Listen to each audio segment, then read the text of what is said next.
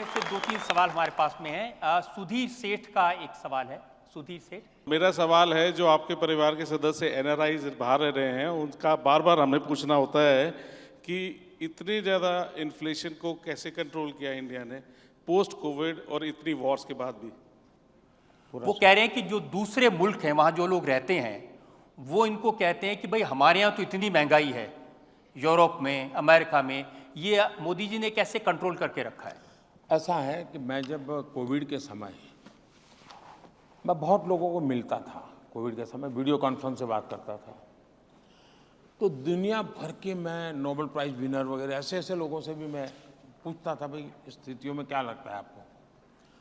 और मुझे, और यहाँ आपने देखा होगा जो लोग आज उद्योगपतियों को गाली देते हैं, उन लोगों ने कोविड के समय बयान है कि आप उद्योगों को पैसे दो, उनके बयान है। उनके थियरी ये था कि नोट छापो और नोट बांटो, वरना देश बचेगा नहीं। अब ये एकेडमिक वर्ल्ड के इकोनॉमिस्ट लोग थे, नोबेल प्राइज विनर लोग भी मुझे आकर के भी मिलते थे। मैंने कहा मैं ऐसा कुछ नहीं करूँगा, मैं न नोटें छापूंगा न मैं नोटें बांटूंगा।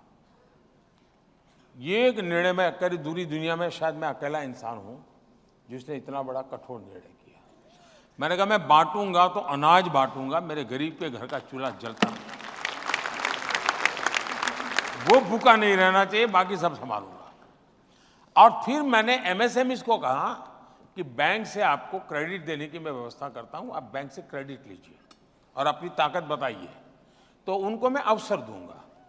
उन सारी नीतियों का क्यूमुलेटिव इफेक्ट ये हुआ कि मेरे यहाँ जो नोटों बांटने के कारण जो इन्फ्लेशन की स्थिति बनती है, मेरा देश उस चक्कर में नहीं फंसा। ये अचानक नहीं हुआ है, एक के बाद एक कदम लिए हैं जिसका परिणाम है। और इन कदमों के पीछे कोई एकेडमिक इकोनॉमिक्स मुझे काम नहीं आ सकता है। मेरा 13-14 साल का मुख्यमंत्री के नाते जो अनुभव है वो मुझे काम आया है। मैं आपको हैरानी होगी जान करके, हिंदुस्तान में शायद नेशनल लेवल पे मैं अकेला एक ऐसा लीडर हूं, शायद, मैं शायद कह रहा हूं, जिसने इस देश के कम से कम 90% डिस्ट्रिक्ट्स में रात्रि मुकाम किया है। इस देश के 90% डिस्ट्रिक्ट में रात्रि मुकाम किया हुआ मैं इंसान हूं, दरी पर सोकर के निकला हुआ इंसान हूं, और इसलिए मुझे जमीनी चीजों की समझ है। और यहां मेरे पास इंफॉर्मेशन की रिसोर्सेज है। इन सबको जब मिलाकर के मैं निकालता हूं, उसमें से एक पॉलिसी बनती है, और उसका परिणाम है कि आज इंदिरा जी के समय सबसे ज्यादा इन्फ्लेशन था हमारे देश में, मनमोहन सिंह के समय आज से भी ज्यादा इन्फ्लेशन था। इतना ही नहीं, अगर लाल किले से पंडित नेहरू का एक भाषण आप यूट्यूब पर जाएंगे, मैं चाहूंगा कि ये गूगल गुरु वाले जितने विद्यार्थी हैं वो जरा यूट्यूब पर जाकर के देखें। पंडित नेहरू का लाल किले का भाषण है, और लाल किले के भाषण पे, वैसे आप इंदिरा जी का भाषण सुनिए, नेहरू जी का सुनिए, राजीव गांधी जी का सुनिए, मनमोहन सिंह जी का सुनिए, इन सब के भाषण में एक चीज कॉमन है, एक गरीबी हटाओ, दूसरा महंगाई, इन सब के भाषण में है, लाल किले से। और कारण क्या दिया नेहरू जी ने? नेहरू जी ने कारण ये दिया कि महंगाई बहुत है, मैं जानता हूं आपको तकलीफ होती होगी, लेकिन आपको पता है नॉर्थ कोरिया और साउथ कोरिया में लड़ाई चल रही है, उसके कारण हमें जरा महंगाई का मार झेलना पड़ रहा है। ये उस समय उनका भाषण। तब दुनिया का ग्लोबलाइजेशन का माहौल कहीं नहीं था।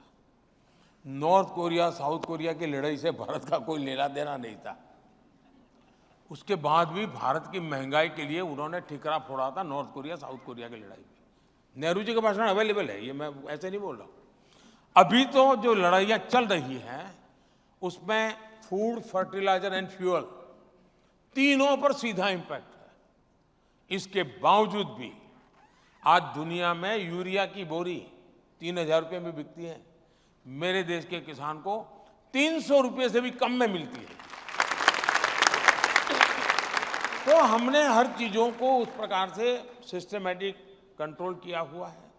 उसका परिणाम ये है कि देश में ब्लैक मार्केटिंग भी नहीं चल रहा है, देश में स्कैरसिटी की भी समस्या नहीं आ रही है, ठीक ढंग से चला पाए हैं। ये लोग इतनी गालियां दे रहे हैं, लेकिन चिपकती क्यों नहीं है? चिपकती इसलिए नहीं कि ये पुराने डायलॉग लेके घूम रहे हैं जी। अब आप पुराने डायलॉग से नई फिल्म बनाओगे तो नहीं चलेगी जी, बेकार में मेहनत कर रहे हो।